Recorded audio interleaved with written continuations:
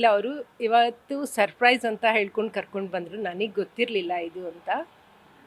ತಿಂಡಿಗೆ ಹೋಗೋಣ ಅಂತ ಕರ್ಕೊಂಡು ಬಂದಿದ್ದು. ಇವತ್ತು ಅಪ್ಪು ಸರ್ ಬರ್ಡೇ ಇದೆಯಲ್ಲ, ಎಲ್ಲಾದರೂ ಸ್ಪೆಷಲಾಗಿ ಎಲ್ಲ ತಿಂಡಿಗೆ ಹೋಗೋಣ ಅಂತ. ಬಟ್ ಇದು ತುಂಬಾ ಸರ್ಪ್ರೈಸಿಂಗ್ ಆಗಿತ್ತು. ತುಂಬ ಖುಷಿ ಆಯಿತು ನನಗೆ. ಹಿಂದೆ ಕೂಡ ಇದೇ ಥರ ಸಮಾಜ ಸೇವೆ ಮಾಡಿದ್ರು ಅದು ಹೇಳ್ಕೊಳ್ಬಾರ್ದು. ನನಗದು ಇಷ್ಟ ಆಗೋದಿಲ್ಲ. ಮಾಡ್ಕೊಂಡಿರೋದು ಮನಸ್ಸಲ್ಲಿದೆ ಸಾಕು. ಆ್ಯಕ್ಚುಲಿ ಒಂದು 7 years ಆಗಿದೆ ಆಲ್ಮೋಸ್ಟು ಇಲ್ಲಿ ನಾವು ಬರೋದು ಹೋಗೋದು ಮಾಡಿ ಶುರು ಮಾಡಿ. ಮಕ್ಕಳೆಲ್ಲ ಚಿಕ್ಕ ಮಕ್ಕಳಿದ್ದವ್ರು ಇವತ್ತು 10th ಪಾಸಾಗಿ ಹೋಗ್ಬಿಟ್ಟಿದ್ದಾರೆ.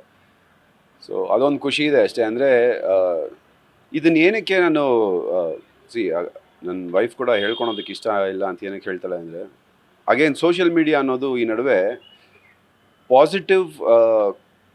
ಪಾಸಿಟಿವಿಟಿನ ಹಂಚೋದಕ್ಕಿಂತ ಅದರಲ್ಲಿ ಎಲ್ಲಿ ನೆಗೆಟಿವ್ ಹುಡ್ಕೋಣ, ಎಲ್ಲಿ ಅದಕ್ಕೆ ನೆಗೆಟಿವ್ ಕಮೆಂಟ್ ಮಾಡೋಣ ಅಂತ ಇರ್ತಾರೆ.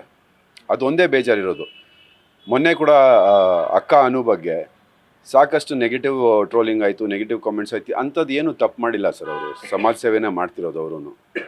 ಸೊ ಇದೆಲ್ಲ ನೋಡಿದಾಗ ಎಲ್ಲೂ ಹೇಳ್ಕೊಳೋದೇ ಬೇಡ, ಎಲ್ಲೂ ವೀಡಿಯೋಸು ಫೋಟೋಸು ಎಲ್ಲೂ ಹಾಕ್ಕೊಳ್ಳೋದೇ ಬೇಡ ಅಂತ ಅನಿಸುತ್ತೆ.